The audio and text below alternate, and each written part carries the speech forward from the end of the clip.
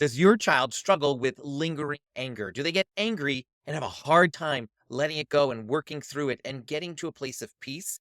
Lots of families talk to me about how their kid gets angry quickly and seems to really struggle through the process of calming down, and they don't know how to help their kids. That's what I want to help you with today. Every time a child struggles with anger, especially this lingering anger where they get stuck, they need to walk through three phases to process that anger in a healthy way. And we parents have a very specific role to play. Today, I'm going to illustrate that entire process using some of my favorite colored pencils. And I want to show you the specific actions you need to take in each phase and the decisions that you need to make and why you're making those decisions. Because this is not just a clear cut linear boom, it works this way every time. You're going to make very specific parenting decisions based on your child and the challenges that they're facing. Let's take a kid like Caleb, an ordinary boy just playing an ordinary board game with his siblings. He begins to lose, and then he loses his cool. Caleb suddenly stands up, kicks the board, pieces go flying. He's yelling, he's screaming, he storms out, yelling some really mean things. Mom overhears this from the other room. Let's take a look at the three phases Caleb now needs to walk through and how mom can help Caleb along the way to process this in a healthy way. When Caleb kicked the board and started yelling things meanly at his siblings, Caleb showed us he needs to start entering phase one and he needs mom's help to get there. Phase one is what we call the calming phase. And in this phase, our goal is really to help Caleb calm down. We're not there to squelch those emotions of anger, but we are there to help him navigate that big emotion of anger. And in the process, we need to take some actions. The first action we need to take is we need to choose to engage in this situation. Walking away, hoping it dies down, avoiding it won't solve the problem. We need to engage. The second thing we need to do is we need to come in with the idea that we are supporting Caleb. We are not trying to overpower Caleb. Bringing our anger into the situation only heightens all the emotions. We're looking to come in at a calmer level to help Caleb match us. And so this is where we come to our first decision. The decision is going to be, what type of break does Caleb need at this point? Caleb might take what we would call an independent break, or he might take what we would call a scaffolded break. An independent break is when we would look at Caleb and say, oh, Caleb, it looks like you're really struggling with some anger. You need to go have a seat over here, take a break, come back and see me when you're ready. And it's as simple as that. And Caleb needs to know that when mom or dad say that I, as Caleb, go and I sit down over here and I might do some breathing. I might get a drink of water, but I'm sitting here and I'm looking to help my heart, help my body calm down.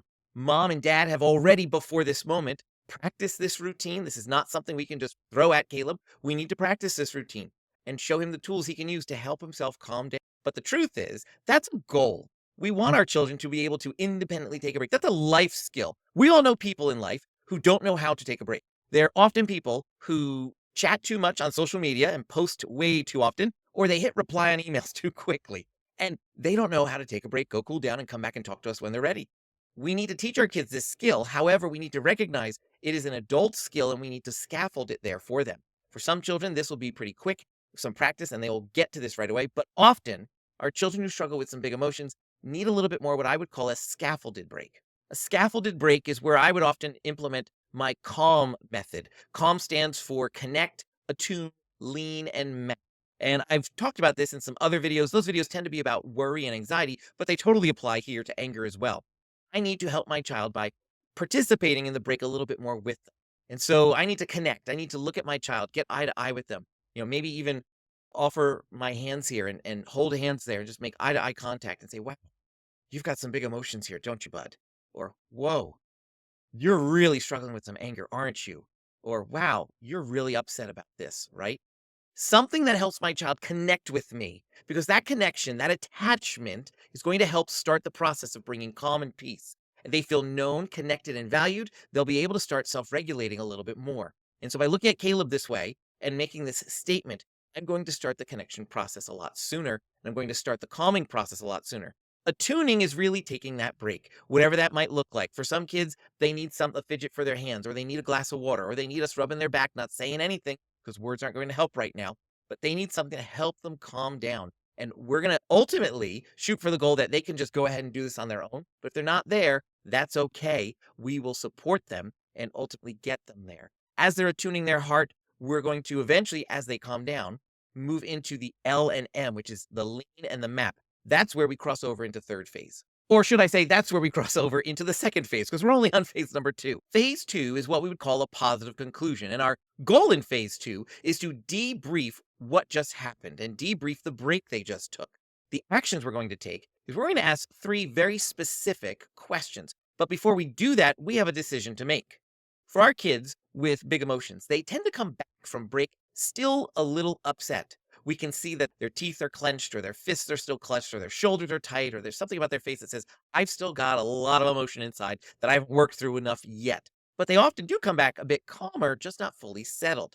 We want to honor the fact that they've already done some good heart work by going from, let's just say on a 1 to 10 scale, they were at like an 8 or a 9, and they got themselves down to maybe a 4. That's great. But we really want to get them all the way down to a 1 or a 0. They're at a 4. We have a decision to make here right now. Our decision to make right now is to decide what's going to help this child, Caleb in this case, get all the way down to that 1.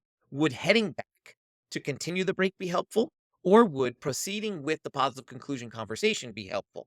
That's the question you and I, as parents, need to answer for Caleb and for all of our kids. If I decide I think what's going to help Caleb the most is to head back for just another moment, to have a seat and calm down a little bit more, then I'm going to look at Caleb. I'm going to say something like, Caleb, I really appreciate how proactive you've been here by coming back as quickly as possible to kind of debrief all this. I think that's great, but I noticed that, and here's where I name his body signals. I noticed that your shoulders are still tight and you're still kind of grunting with your voice. It looks like you still need to calm down a bit more. So just go back to break, take a few deep breaths, come back and let's see if you're ready.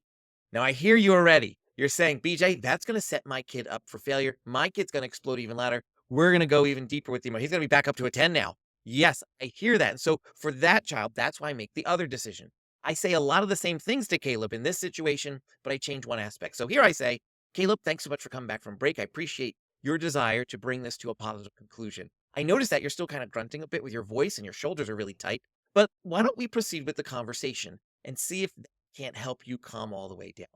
A positive conclusion conversation has 3 questions, and this is the action you're going to take. You're going to ask 3 standard questions that, again, we're going to practice this with our kids, so your child is going to get used to this. Those 3 questions are, what'd you do that was wrong? Why was it wrong? What are you going to do? Blah. What are you going to do differently next time? Hopefully you can get it out better than I just did. So first question, what'd you do that was wrong, Caleb? And Caleb should say, I kicked the board over and yelled at my sister. Caleb might, though, say, I don't know. I'm just going to tell Caleb, this is not a guessing game. He's not on Jeopardy. There's no grand prize for getting the question right. So I'm going to tell him, Caleb, you kicked the board and you yelled at your sister and brother. What'd you do that was wrong? Caleb at this point does need to repeat what I said. This is the first step in accepting responsibility, of repenting for what we've done wrong. And so we're going to help Caleb do that by having him repeat. Now, if he doesn't want to repeat, if he digs this, I don't want to say it. You already said it. This shows me I can't keep proceeding with the positive conclusion. We're not really in phase 2. We need to go back to phase 1, calming. I might, again, choose to have my child take that break on his own. Say, oh, Caleb, I really don't think you're ready. You need to go take a break over here. Or I might choose to do that scaffolded support. Ooh, you're not answering the question correctly. It looks like we need to take another drink. Or it looks like we need to do a couple more minutes of a background. Whatever it might be that you're using, you're like, this works for my kid. But we need to really have Caleb say, yeah, no, this is what I did. I need to take ownership of that. Why was it wrong is an important second question, because we want to help Caleb's conscience understand this isn't just wrong because mom or dad don't like it. There's something about it that there's a value, a heart quality, something in God's word that tells us we shouldn't be doing this. Again, when you first ask your child, why was it wrong? They're likely to say, I don't know. And so you're going to give them an option. Well, was it disrespectful or disobedient? 90% of the time, it was disrespectful or disobedient. 7% of the time, it was like dangerous. 3% of the time, just make it up. Just make it up. You're a parent, you get to do that. But offer that option. Now, your kid might say disobedient. They might say it's disrespectful. A lot of times, I don't care which one they choose because I can make a case for either one. In this case, I kind of am hoping that Caleb's, it was really disrespectful. And I'm going to say, yeah, it was. Now, I'm not saying absolutely right. It was totally, I can't believe you. No, remember, I need to be calm in this. This is a positive conclusion. My goal in the positive conclusion is not to make my child feel guilty, not to pass judgment here, is to help them process what happened so they can reflect and learn. You see, this is what Jesus does for you and me. When you and I make a mistake, when you and I recognize we're in the wrong and we go to Jesus and we start confessing, we say, Jesus, I'm so sorry I did this. That's what did you do that was wrong? And then we often say to Jesus things like, God, I know it was wrong because your word says this. That's why was it wrong? And then the third question is, what are you going to do next time? We often say to Jesus, next time I swear I'm going to do this, and I'm going to try this, and I'm going to do this. We start making some promises. What are you going to do next time? The third question. Let's make a plan. And so when we do that with Jesus, I have never entered a time of confession where I sat there like that with Jesus, and Jesus made me feel bad. Oh, he made sure I knew that my sin was unacceptable, that sin violates so many things in his kingdom. But he made sure I knew I was still loved. And so Jesus has this amazing way of taking our sin very seriously and yet making sure that we feel the warmth and embrace and love of him through the process. That's our goal with a positive conclusion, is to emulate Jesus in our children's lives. And so we're going to ask that third question. What's your plan for next time? The next time you start losing at this board game, Caleb, what are you going to do? Now, I guarantee you, most times kids are going to start off by saying, I don't know. Or the second best answer, not do it, not kick the board. Not kick the board is not a plan. That is just, I'm going to fail again because I don't know what I'm going to do differently next time. And so I'm going to ask, what are we going to do differently? What are we going to say differently? And if Caleb can't come up with something, I'm not going back to take a break. I'm going to work with Caleb here. I'm going to give him some ideas. I'm going to mentor Caleb. I'm going to disciple Caleb through this process. I'm going to give him a little plan. Caleb, the next time you start losing, you could do two things. One, you could look at your siblings and say, I'm starting to get angry. I'm going to go take a break. And you can come to me if you just want a hug or something, or you can go have a seat. Or two, you could say, I'm getting frustrated, but I'm going to be peaceful right now. And then you're going to keep playing. Caleb, you're going to have to make that decision next time. So what's your plan, Caleb? And get Caleb to repeat it and maybe even practice it real quick. But that's the positive conclusion. And once we've gone through those three questions, we have a decision to make. Phase 3 is called reentry. And in the reentry phase, our goal is to restore hope for our child that, yes, life can be better and will be better. And two, to empower our child with the plan they have to reenter family life and try again. This is exactly what Jesus does with us. When we've gone through that time of confession, we've had that positive conclusion, Jesus looks at us and says, go and sin no more. And we're going to look at our kids and we're going to hopefully be able to say, go try again. But remember, we've got a kid who's got some big emotions. And when we came into this positive conclusion, our kid wasn't all the way down to 1 or 0. He was still at a 4. So here come the actions and the decisions. The decision we're going to have to make is we're going to make a decision about where our child is emotionally and what actions our child needs to take to be able to re-enter. If our child is just calmed down, we can look at our child and say, I noticed now that we're done with this positive conclusion conversation, you have a plan. I notice your shoulders have dropped down, that your face is scrunched up, and that your voice has lightened up considerably. It looks like you're back down to like a 1 right now on the 10-point scale. Why don't you go try again with your plan? That's clean cut, super easy, and we go back. But let's face facts. Sometimes we need to make amends. Sometimes there's a consequence that has to happen in order to fix things. Remember, consequences are not punishments. They are learning opportunities for our kids. That's not just fancy mumbo jumbo language. And if you want more about consequences, I got another video about that and how they are different than punishments. That's not what we're talking about here. Consequences should disciple our children as much as everything else we do as well. But maybe in Caleb's case, he needs to, 1, apologize. That's sort of a make amends moment. He needs to apologize to his siblings. And 2, the consequences, he needs to go clean up the board game here and get it fixed. He might need to tape a corner up from the board game where it ripped or something like that. He may need to buy a new board game if he destroyed it. That would be a consequence, but we need to see what's going on. In that case, I might say to a kid like Caleb, who's calmed all the way down, Caleb, it looks like you're ready. We have a plan to move forward. Now, what do you need to say to your sister and brother before we just kind of get back to family life?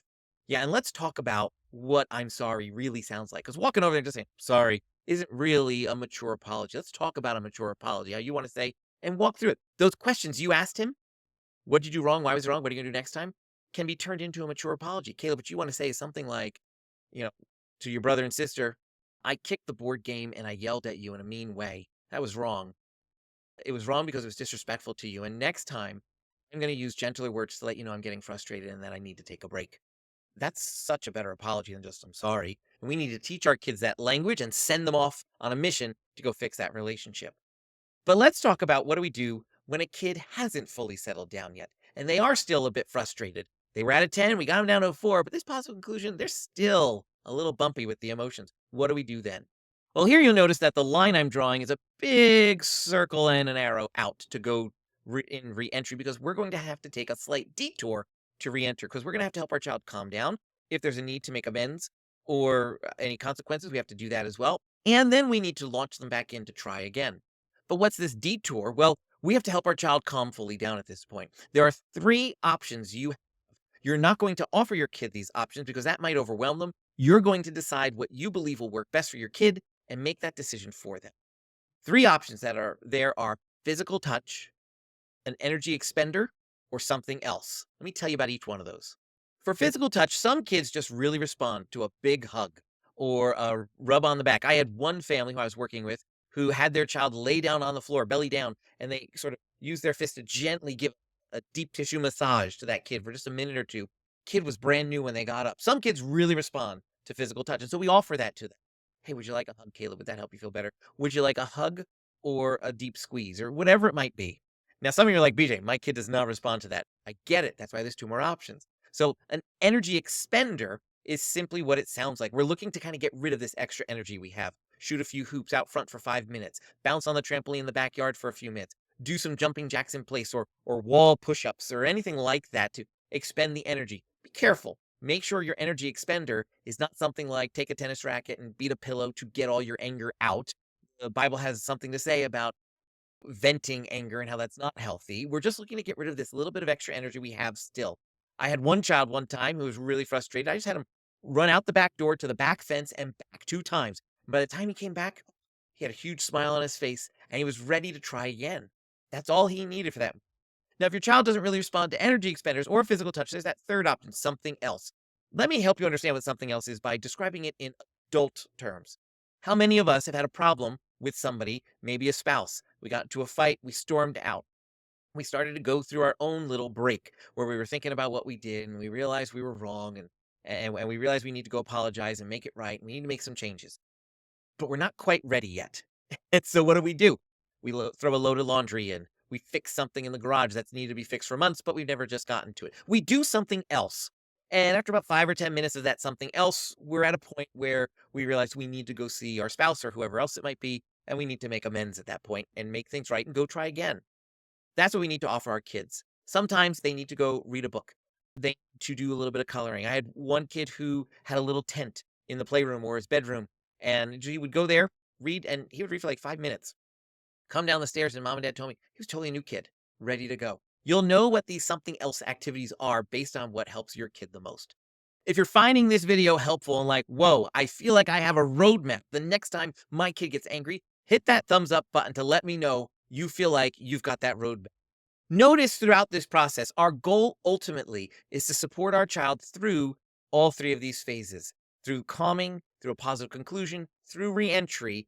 Our child, whether they have big emotions or not, we're there to support them. But our kids with those big emotions are going to need some extra support, some extra scaffolds. And that's exactly what we put in place here.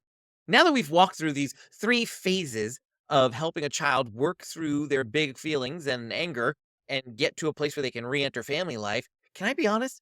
It's a lot of work. It takes a lot out of us. And so if you're thinking, yeah, BJ, it takes a lot of work, 2 things. One, this is a lot better than what's going on currently right now in our families, oftentimes, because we're not dealing with this and we're going through all kinds of big cycles of anger and we're not fixing the problem. And 2, what would help is if we didn't have to enter into this plan 3 phases over and over and over again. Going through these 3 phases does help a child because you're making plans over and over and over again for all kinds of situations. And so we have plans for the future. So we don't need these 3 phases as much. However, if you'd also like to help your child start recognizing their body signals a lot earlier in the process, so maybe before they get to that point where they're going to explode with anger, they catch themselves, you want to check out the video I'll put right up here. And I'll put something else right here that'll help you continue using a heart-based approach to parenting.